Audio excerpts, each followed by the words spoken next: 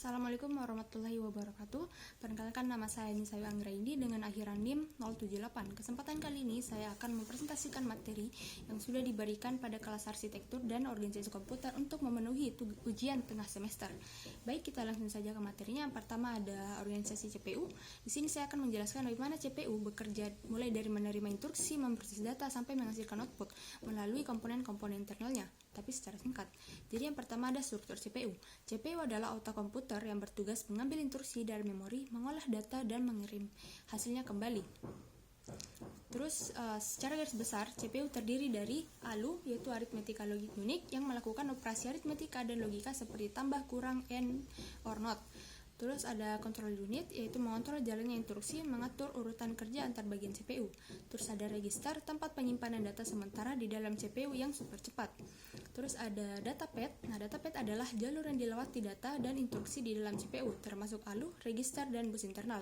Nah, proses kerja CPU mengikuti siklus instruksi yang umumnya terdiri dari 4 tahap dasar. Yang pertama ada fetch, yaitu CPU akan mengambil instruksi dari memori utama atau RAM. Terus ada decode, yang akan menerjemahkan instruksi tersebut.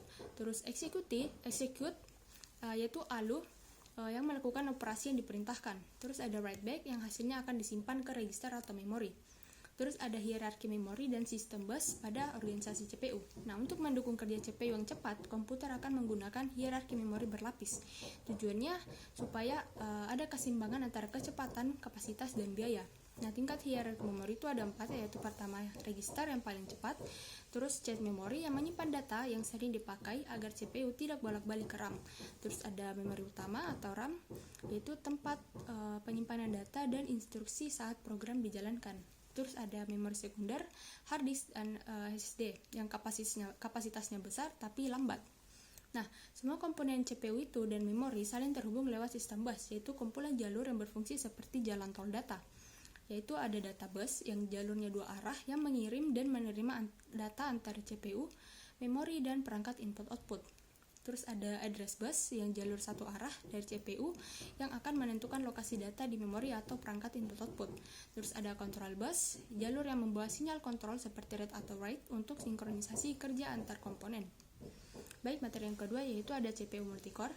Nah, ini adalah arsitektur prosesor di mana sebuah chip tunggal berisi 2 atau lebih unit pemrosesan independen yang masing-masing disebut core.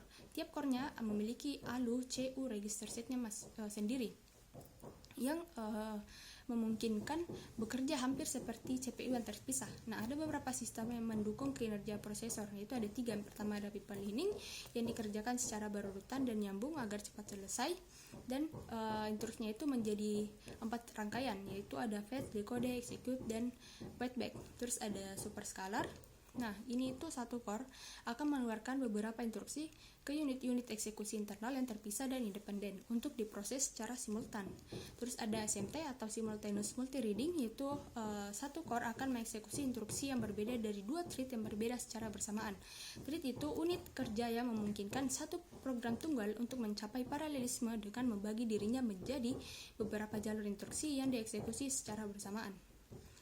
Baik, materi selanjutnya itu materi utama dan set memori. Nah, ini singkat saja saya jelaskan. Jadi di situ singkatnya CPU akan menyimpan data aktif di memori utama atau RAM. Tapi untuk mempercepat kinerjanya, CPU juga punya cache memori kecil dan super cepat yang menyimpan data yang sering diakses agar tidak membuang waktu saat mengambil dari RAM gitu. Selanjutnya materi keempat ada arsitektur MIPS. Nah, MIPS adalah salah satu arsitektur RISC atau Reduced Instruction Set komputer, yang artinya ia menggunakan instruksi yang sederhana tapi cepat untuk dieksekusi dalam satu siklus CPU. Nah, MIPS memiliki ciri khas, yaitu semua instruksi panjangnya sama, yaitu 32 bit. Terus hanya operasi sederhana yang dijalankan oleh CPU, punya banyak register atau 32 buah untuk mempercepat akses data. Terus menggunakan pipe lining sehingga beberapa instruksi bisa dikerjakan tumpang tindih atau overlap seperti jalur perakitan pabrik. Nah, di sini saya mempunyai contoh. Di sini misal kita mau mencari hasil dari 5 tambah 3 kurang 2. Nah, kalau di MIPS, CPU akan jalankan langkah-langkahnya seperti yang pertama. Sini kita bisa lihat CPU akan memasukkan nilai 5 ke register T0 dan nilai 3 ke register T1. Lalu instruksi akan menambahkan kedua nilai itu yang dimana hasilnya 8 itu disimpan ke T2. Setelah itu CPU akan memasukkan angka 2 ke register T3 dan instruksi sub mengurangkan T2 dengan T3 yang akan menghasilkan nilai 6 yang disimpan ke T4. Nah, dari setiap register itu di MIPS ditulis dengan simbol dolar, misalnya dolar T0 atau dolar S0.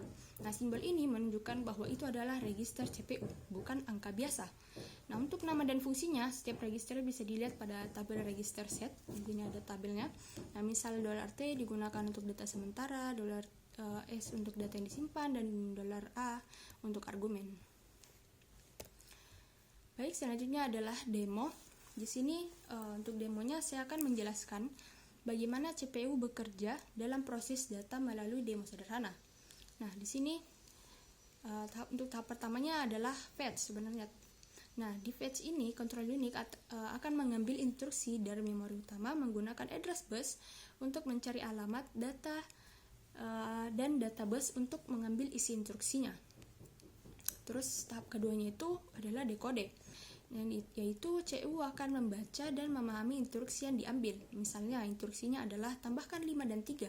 Nah, karena ini adalah instruksinya operasi penjumlahan, maka control unit akan memutuskan untuk menggunakan ALU atau Arithmetic Logic Unit sebagai komponen yang menjalankannya.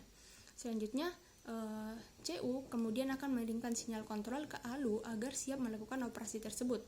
Selanjutnya tahap ketiga itu ada execute, di mana ALU akan mengambil data dari register dan menjalankan perhitungan sesuai perintah dari control unit. Nah, di sini ALU akan menjumlahkan 5 dan 3 sehingga menghasilkan 8. Tahap terakhir itu ada write back, yang dimana hasilnya itu akan disimpan kembali ke register atau ke memori utama agar bisa digunakan untuk proses selanjutnya. Dan itu instruksinya akan berlanjut, akan mengambil, menerjemahkan, menjalankan, menyimpan lagi, dan itu akan terjadi berulang kali, ribuan hingga jutaan kali per detik. Jadi bisa dibilang komputer kita tuh berpikir dengan cara mengulang siklus yang sama tapi cepat gitu. Jadi untuk mendukung CPU bekerja dengan cepat, sistem komputer menggunakan hierarki memori. Semakin dekat ke CPU, memorinya makin cepat tapi makin kecil. Nah, register adalah yang paling cepat, sementara hard disk paling lambat tapi punya kapasitas besar. Nah, semua komponen itu tadi dihubungkan oleh sistem bus, jalur komunikasi yang bekerja seperti jalan tol data. Data bus membawa data dua arah, address bus menentukan lokasi data, dan control bus mengirim sinyal kontrol seperti read atau write. Baik, jadi begitulah cara kerja CPU dalam satu siklus instruksi. CPU mengatur jalannya proses, ALU yang melakukan perhitungan, register menyimpan data sementara, dan semuanya itu terhubung lewat sistem bus, di mana proses ini tentu saja akan beribu-ribuan kali terulang, dan itulah yang membuat komputer bisa bekerja dengan sangat cepat. Baik, mungkin sekian dari saya, itu tadi demo singkat tentang organisasi CPU. Semoga penjelasan dari saya mulai dari materi hingga demo yang saya bawakan bisa membantu lebih paham bagaimana otak komputer memproses setiap langkah perintah yang kita berikan. Baik, sekian dari saya. Wassalamualaikum warahmatullahi wabarakatuh.